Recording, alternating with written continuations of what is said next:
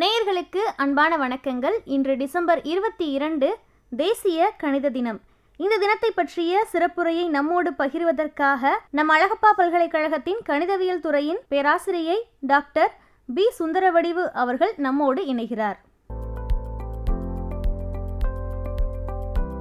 அழகப்பா பல்கலைக்கழக சமுதாய வானொலி நேயர்கள் அனைவருக்கும் எனது இனிய வணக்கம். வெள்ளத்தால் அழியாத வெண்தழலில் வேகாத காலத்தால் அழியாத கல்வரால் கவர இயலாத கல்வி செல்வத்தை அல்ல அல்ல குறையாத அமுத சுரபியாம் கல்வி செல்வத்தை எந்த ஒரு கைமாறும் கருதாமல் நாளைய இந்தியாவின் நவபாரதத்தின் சிற்பிகளாம் இன்றைய மாணாக்கர்களுக்கு அகிலமெங்கும் வழங்கி கொண்டிருக்கும் பேராசிரிய பெருமக்களே, மாணவ செல்வங்களே, மாண்பமை மிகுந்த பெற்றோர்களே, உங்கள் அனைவருக்கும் என்னுடைய வணக்கத்தை தெரியப்படுத்திக் கொள்கின்றேன். எந்த ஒரு எண்ணையும் அதே எண்ணால் வகுத்தால் ஈவு ஒன்று வரும் என்று விளக்கிய ஆசிரியரிடம் பூஜ்ஜியத்தை பூஜ்ஜியத்தால் வகுத்தால் ஈவு ஒன்று வருமா என்று வினா எழுப்பி ஆசிரியரையே வியப்பில் ஆழ்த்தியவர். 1893 கல்லூரி மேற்படிப்பிற்கு பாடமாக வைக்கப்பட்டிருந்த திரு எஸ்.எல். லோனி எழுதிய திரிகோணமிதி என்ற கடினமான கணக்குகள் அடங்கிய புத்தகத்தை தனது 13வது வயதிற்குள் கற்றுத் தேர்ந்தவர். 1903 கார் என்பவர் எழுதிய நூலான A Synopsis of Elementary Results in Pure and Applied Mathematics-ஐ படித்து கணிதம் கணிதம் என்று கணிதத்தையே தனது உலகாக, தனது மூச்சாக சுவாசிக்க கற்றவர். தென்னகத்தின் கேம்பிரிட்ஜ் எனப்படும் கும்பகோணம் அரசு கல்லூரியிலே 1904 கல்வி உதவித்தொகையுடன் இளங்கலை பட்டப்படிப்பில் சேர்ந்தார். கல்லூரி விதிமுறைகளால் அவரின் உடலைத்தான் வகுப்பறையில் அமர்த்த முடிந்தது.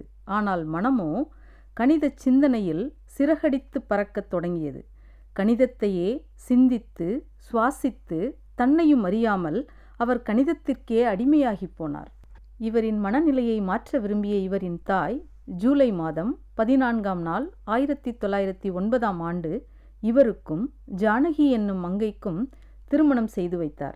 இந்திய கணிதவியல் கழகத்தின் நிறுவனரும் தலைவருமான ராமசுவாமி ஐயர் இவரின் கணித திறமையை கண்டு வியந்தார். அது மட்டுமில்லாமல் கணித வல்லுநரான திரு ராமச்சந்திர ராவ் அவர்கள் அந்த துருதுரு இளைஞரை பார்த்து, தற்சமயம் உமது தேவை என்ன என்று வினா எழுப்பினார். வறுமையின் கோரப்பிடியில் சிக்கித் தவித்த அவரோ அடுத்த வேளை சாப்பாட்டை பற்றிய கவலையின்றி கணிதம் பற்றிய கனவு காண ஓய்வு தேவை என்றார். அன்று முதல் ஒவ்வொரு மாதமும் இவருக்கு ரூபாய் 25 அனுப்பினார் திரு ராமச்சந்திர ராவ் அவர்கள். இத்தொகை அதிகமில்லை என்றாலும் உணவு பற்றிய கவலையின்றி கணித ஆராய்ச்சியில் ஈடுபட பெரிதும் உதவியது. 1911 ராமசுவாமி ஐயர் நடத்திய இந்திய கணிதவியல் கழகத்தின் இதழில் இவரின் முடிவிலா தொடர் கணக்கு வெளிவந்தது. 6 மாதங்களில் 3 இதழ்களில் இக்கணக்கு வெளிவந்தும் பதிலளிப்பார் யாரும் இல்லை. ஆம், கடைசி எண் என்னவென்றே தெரியாத ஒரு தொடரை எவ்வாறு கூட்டி விடை காண இயலும்?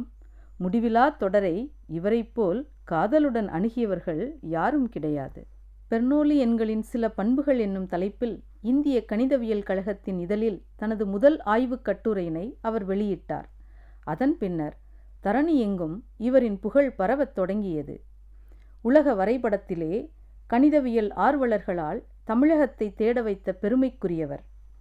4 பக்க விடையை 4 வரிகளில் எழுதிவிடுவார். இதைத்தான் திரு நாராயண ஐயர், கணக்கிற்கு விடை காணும் நீ மற்றவர்களின் புரிதல் திறமைக்கு ஏற்ப ஒவ்வொரு வரியாக விடை காண வேண்டுமே தவிர 10 வரிகளுக்கு பதில் 2 வரிகளில் விடை கண்டு என் போன்றோரை குழப்பக்கூடாது என்று பலமுறை பொறுமையுடன் எடுத்து கூறி இவரின் கணக்கை விரிவாக செய்ய வற்புறுத்துவார்.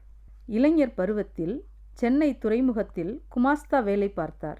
லண்டனில் பிரபல கணித அறிஞர் ஹார்டிக்கு தன்னுடைய கணித ஆர்வம் பற்றியும் மாணவராக சேர்ந்து பயில்வதற்கான விருப்பத்தையும் கடிதம் மூலம் எழுதினார். இந்திய மாணவர் சேர்க்கை அலுவலகம் மூலம் சென்னையிலே வேலை பார்த்த இவர் அலுவலகத்திற்கு கார்டியின் இசைவு கடிதமும் அனுப்பப்பட்டது. ஆனால் இவரின் குடும்ப சூழல் பற்றி நன்கு அறிந்த மற்றும் உடன் பணிபுரிந்த நாராயண ஐயர் நுழைவு இசைவு கிடைக்கவில்லை என்று இவரிடமும் சென்னையில் இருந்த இங்கிலாந்து மாணவர்கள் சேர்க்கை அலுவலகத்திற்கு கடிதமும் எழுதிவிட இவரின் வறுமையும் வளர அவரது வெளிநாடு செல்லும் கனவு தகர்ந்தது. நான் உண்ண உணவின்றி அரை பட்டினியாக இருக்கும் ஒரு மனிதன். எனது மூளையை பாதுகாக்க எனது வயிற்றிற்கு உணவு தேவையாக உள்ளது. இதுவே எனது முதல் தேவையாகும். தாங்கள் கருணையோடு எழுதும் கடிதம் எனக்கு பல்கலைக்கழகத்திலிருந்தோ அல்லது அரசாங்கத்திடமிருந்தோ கல்வி உதவித்தொகையினை பெற்றுத் தருமாயின் அதுவே தாங்கள் எனக்கு செய்யும் பேருதவியாக அமையும் என்று பேராசிரியர் ஹார்டிக்கு தனது 2வது கடிதத்தினை அனுப்பினார். அதன் விளைவாக தாமஸ் வாக்கர் என்ற பிரிட்டிஷ் அதிகாரி சென்னை வந்தபோது துறைமுக அதிகாரி இவரை பற்றி எடுத்து கூறியதால் சென்னை பல்கலை மாதந்தோறும் 75 ரூபாய் ஊக்கத்தொகையோடு கணித ஆராய்ச்சி செய்ய வாய்ப்பும் வழங்கியது. இவரின் கணித அறிவு குன்றிலிட்ட விளக்காய் சுடர்விட்டு பிரகாசிக்க இந்தியா மட்டுமல்லாது வெளிநாடுகளில் உள்ள அறிஞர்களும் இவரது தொடர்பை விரும்பினர். பேராசிரியர் ஹார்டியின் தளராத முயற்சியால் அவரின் அழைப்பு கடிதத்தை ஏற்ற இவர் 1914ஆம் ஆண்டு மார்ச் மாதம் இங்கிலாந்து சென்று பல கணித மேதைகளுடன் உரையாடினார். அங்கு கிடைத்த உதவித்தொகை மூலம் ட்ரினிட்டி கல்லூரியில் பயின்றார். அப்போது 3 ஆண்டுகளில் 32 ஆராய்ச்சி கட்டுரைகளை எழுதி தமிழகத்தை உலகளவில் தலைநிமிரச் செய்தார். இந்திய பல்கலைக்கழகத்தால் தகுதியற்றவர் என்று நிராகரிக்கப்பட்ட இவர் உலகின் தலைசிறந்த பல்கலைக்கழகங்களுள் ஒன்றான கேம்பிரிட்ஜ் பல்கலைக்கழகத்தில் இளங்கலை பட்டம் பெற்றார். லண்டன் வாழ்க்கைக்கு ஏற்ப தன் உடை அமைப்பையும் சிகை அலங்காரத்தையும் மாற்றி ஹார்டி, லிட்டில்வுட், நெவில் மற்றும் அறிஞர்கள் போற்றும் வண்ணம் புறத் தோற்றத்தையும் செயல்படும் தன்மையையும் மாற்றி அமைத்து கொண்டாலும் மனதளவில் உணர்வுகளை கட்டுப்படுத்த இயலாத, சிறு சிறு நிகழ்வுகளை கூட தாங்க இயலாத கும்பகோணத்திலிருந்து யாரிடமும் சொல்லாமல் விசாகப்பட்டினத்திற்கு ஓடிய அதே பழைய மானிடராகவே அவர் இருந்து வந்தார். ஆம், இவரின் 3 ஆண்டு கால லண்டன் வாழ்வானது 4 சுவர்களுக்குள் அடங்கி போனது.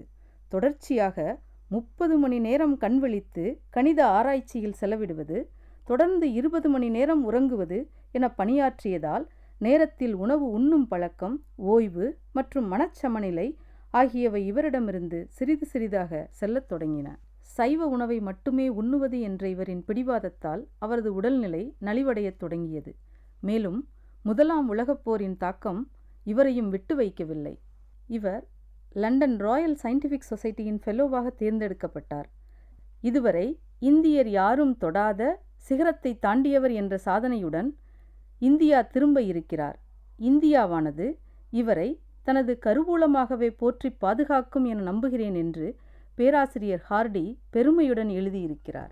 1ஆம் உலகப் போர் முடிவு பெற்ற பின் தமிழகத்திற்கு வந்த பெருமான் இவர்.